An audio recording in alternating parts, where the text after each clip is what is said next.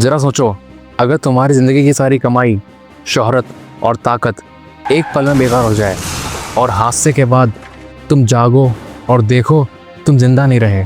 सामने है चित्रगुप्त का दरबार, एक घड़ा तुम्हारे पापों से छलक रहा है और पुण्य का घड़ा खाली पड़ा है। और तुम्हारे सामने बस एक ही सवाल है, क्या तुम्हें दूसरा मौका मिलेगा या हमेशा के लिए नर्क में भेज दिया जाएगा। करण रॉय, शहर का सबसे बड़ा नाम, लोग उसे आधुनिक ताजमहल का शिल्पी कहते थे। उसकी बनाई हुई इमारतें बादलों से बातें करती थी। हर गली, हर चौक पर उसका साइन बोर्ड चमकता था, डिजाइन्ड बाय करण रॉय। पर जितनी ऊंचाई उसकी इमारतों में थी, उतनी ही गहराई में उसके रिश्ते दब चुके थे। घर के अंदर उसकी पत्नी की आवाज़ और बच्चों की हंसी उसके लिए बस शोर थी। करण के लिए जिंदगी का हर सवाल एक ही जवाब रखता था, कितना पैसा मिलेगा। किसी दोस्त की मदद पहले हिसाब लगाएगा, किसी मजदूर की परेशानी उसे लागत और प्रॉफिट में तौलेगा। यहाँ तक कि भगवान तक से वो सौदा करता था। मंदिर में जाते ही उसके जेब में रखी चढ़ावे की थैली ठीक उसी तरह तौली जाती जैसे किसी डील का कॉन्ट्रैक्ट। वो जुड़े हुए हाथों से नहीं बल्कि बार्गेन की आवाज़ में कहता, भगवान ये चढ़ावा रख रहा हूँ, अब मेरा काम बना देना। क्लाइंट मिल जाए तो यह प्रोजेक्ट पास कर देना और फिर मैं और चढ़ावा दूंगा। उसका वक्त सिर्फ उसका था। करण रॉय के लिए समय घड़ी की टिक टिक नहीं थी बल्कि नोटों की गिनती थी। पत्नी जब कहती, करण थोड़ा सा वक्त हमें भी दिया करो, तो उसकी आंखें मोबाइल की स्क्रीन से हटती ही नहीं। बच्चा जब मासूमियत से दौड़ कर कहता, पापा थोड़ी देर मेरे साथ खेल लो, तो वो बिना देखे ही जवाब देता, मेरे पास टाइम नहीं है। बेटे की मासूम आंखें धीरे धीरे समझने लगी थीं कि उसके पापा सिर्फ ईंट और सीमेंट के लिए बने हैं, रिश्तों के लिए नहीं। नतीजा, उसकी घर की दीवारें बाहर से संगमरमर की चमकती थीं, लेकिन अंदर उसमें दरारें उभर चुकी थीं। वो रात पीली बत्तियों का धुंधला उजाला फैला था, ऊंची ऊंची इमारतों की छाया, करण रॉय की बनाई हुई चमकती कांच की बिल्डिंग्स, मानो उसका घमंड हवा में तैर रहा हो। करण अपनी काली चमचमाती कार में बैठा, एक हाथ से स्टीयरिंग घुमा रहा था, दूसरे हाथ में महंगा घड़ी का डायल चमक रहा था। उसकी आंखें बार बार घड़ी पर जाती, हर सेकंड टिक टिक करती सुइयां मानो उसे चढ़ा रही हैं। करण बड़बड़ाया, टाइम ही सब कुछ है, टाइम पर पहुंचना है, टाइम पर डील करनी है, टाइम पर जीतना है। मगर उसी टाइम के चक्कर में उसकी घड़ी रुकने वाली थी। रात के 11 बज रहे थे, चौराहे पर लाल बत्ती जल रही थी, गाड़ी सलीके से रुक रही थी, लोग इंतजार कर रहे थे। लेकिन करण रॉय, उसके लिए कोई कानून, कोई नियम कभी मायने ही नहीं रखता था। उसने धीमे से मुस्कुरा कर कहा, मेरे लिए कौन सी कानून की बत्ती जल रही है। पैर ने एक्सीलेटर दबा दिया, इंजन की गड़गड़ाहट सन्नाटे को चीरती चली गई। कार लाल बत्ती को काटती हुई हवा की तरह दौड़ गई। अगले ही पल सड़क की दूसरी तरफ से एक विशाल ट्रक पूरी रफ्तार से आ रहा था। करण की आंखों में बस एक सेकंड की हैरानी झलकी। उसका दिमाग पैसे और प्रोजेक्ट्स की गिनती में उलझा हुआ था, लेकिन स्टीयरिंग पकड़ने वाले हाथ अब कांप गए थे। धड़ाम, कांच के टुकड़े हवा में तितलियों की तरह उड़ गए।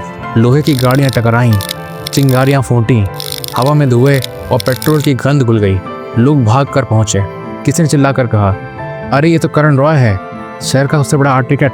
हादसे के बीच जमीन पर उसकी घड़ी गिर गई थी, डायल की सुइयां वहीं थम गई थी। समय जिसने अब तक उसकी पूरी जिंदगी को दौड़ाया था, अब उसी के लिए ठहर गया था। उस रात पहली बार करण रॉय के पास सच में टाइम नहीं था। हादसे के बाद करण रॉय की सांसें भारी थीं, उसकी आंखें धीरे धीरे बंद हुईं, आवाज़ें धुंधली हो गईं, सायरन की चीख, भीड़ का शोर सब मिट गया। और जब उसकी आंखें दोबारा खुली तो सामने एक अजीब सा नज़ारा था। उसके चारों ओर सिर्फ सफ़ेद बादलों का समंदर था, ना कोई सड़क, ना कोई इमारत, बस रुई की तरह तैरते बादल और उनमें से छनके आती सुनहरी रोशनी। करण ने चारों तरफ देखा, उसके कदम अपने आप आगे बढ़ते गए और जैसे जैसे वो चला, बादल हटते गए और एक विशाल दरबार नजर आने लगा। सोने के स्तंभ, चांदी की छतें, संगीत की हल्की गूंज और बीच में एक भव्य सिंहासन। उस सिंहासन पर बैठे थे सफ़ेद दाढ़ी, चमकती आंखें, हाथ में लेखनी और सामने खुली हुई बड़ी किताब, चित्रगुप्त। उनकी निगाहें तेज थी, मानो आत्मा को चीर कर भीतर तक देख लेती हो। सिंहासन के पास 2 विशाल घड़े रखे थे, एक सुनहरी हवा लिए चमक रहा था पुण्य का घड़ा और दूसरा काला धुआं छोड़ता हुआ पाप का घड़ा। करण रॉय का दिल धड़क उठा। उसकी नज़र सबसे पहले पुण्य के घड़े पर गई। वो लगभग खाली था, बस नीचे कुछ बूंदें बची थी, जैसे सूखे कुएं में थोड़ी नमी रह जाती हो। फिर उसकी नज़र पाप के घड़े पर गई।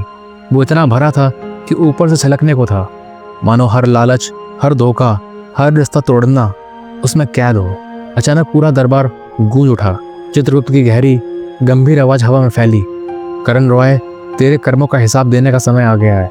तेरा पुण्य का घड़ा लगभग खाली है और पाप का छलकने को है। उनके शब्द बादलों में गूंजे। हर एक अक्षर करण के दिल पर हथौड़े की तरह लगा। करण घुटनों के बल गिर पड़ा। उसकी आंखों में हैरानी थी। इससे पहली बार उसे एहसास हुआ हो कि दौलत, शोहरत और ऊंची इमारतों के बीच उसने असल जिंदगी खो दी हो। करण की आंखों में डर उतर आया। उसकी सांसें तेज हो गईं। उसने कांपती आवाज में कहा, नहीं नहीं, मैं सजा के काबिल नहीं।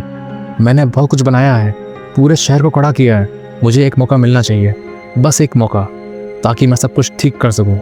उसकी आवाज़ दरबार में गूंजती रही।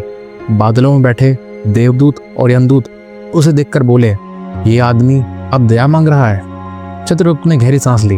उनकी आंखों में कठोरता भी थी और दया की हल्की झलक भी। उन्होंने अपनी विशाल किताब धीरे से बंद की और कहा, करण रॉय, तेरे कर्मों की तुला भारी है। पुण्य लगभग मिट चुका है और पाप हर ओर फैल चुका है। लेकिन कभी कभी इंसान को सुधरने का अवसर दिया जाता है, क्योंकि अंतिम फैसला सिर्फ सजा से नहीं बल्कि आत्मा की परीक्षा से तय होता है। उनकी आवाज़ दरबार में बिजली की तरह गूंजी। ठीक है, तुझे एक मौका दिया जाएगा, लेकिन आसान नहीं। तुझे एक खेल खेलना होगा। चित्रगुप्त ने अपनी लेखनी उठाई और बादलों पर एक रेखा खींच दी। अचानक आसमान में अजीब दृश्य उभरने लगे। गरीब परिवार, मजदूर, बीमार लोग, अकेले बच्चे।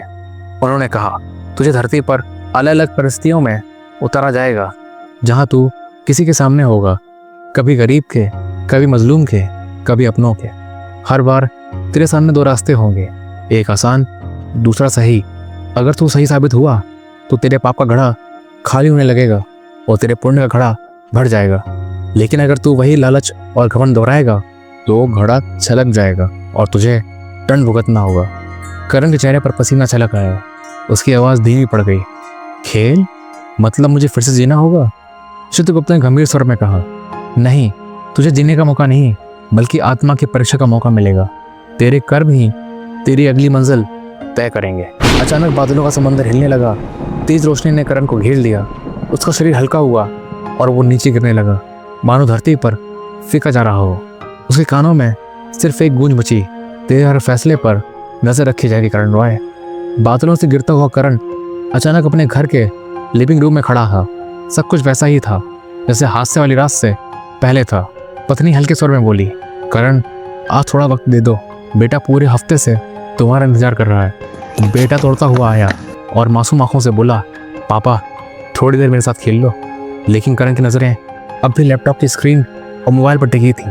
उसने ठंडी आवाज़ में कहा, मेरे पास टाइम नहीं है।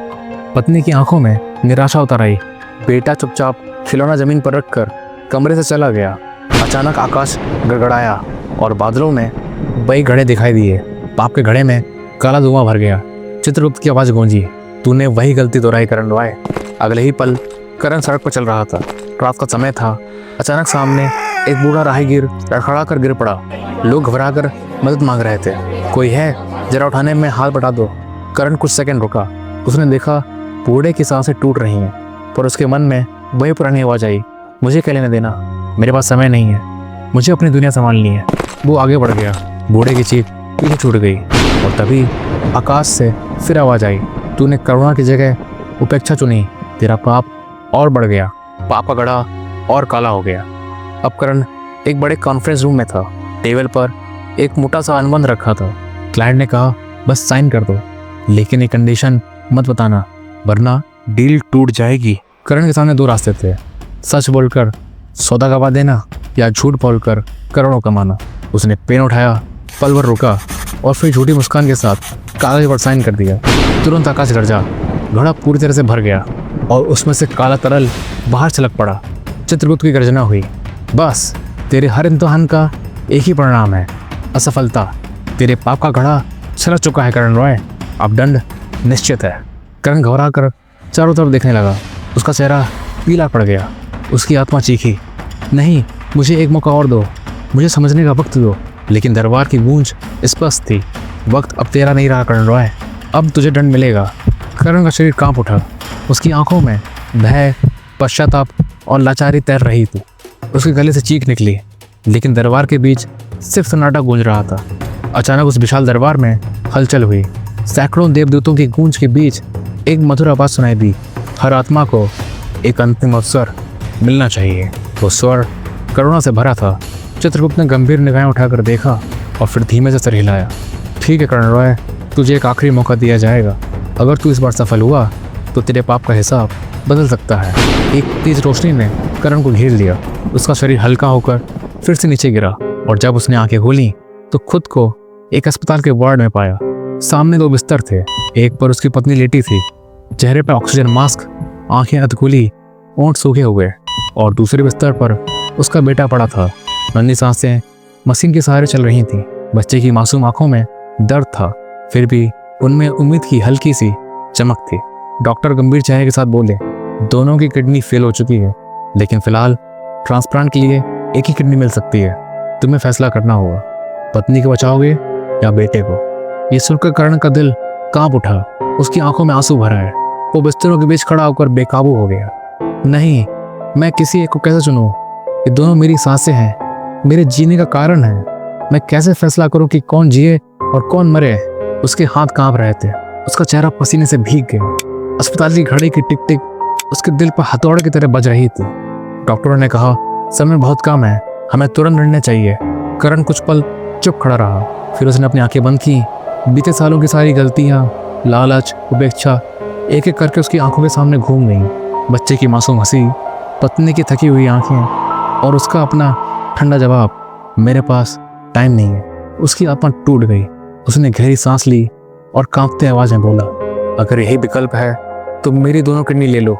मैं नहीं, पर मेरा परिवार जरूर जीना चाहिए। ये कहते ही करण के चेहरे से डर मिट गया।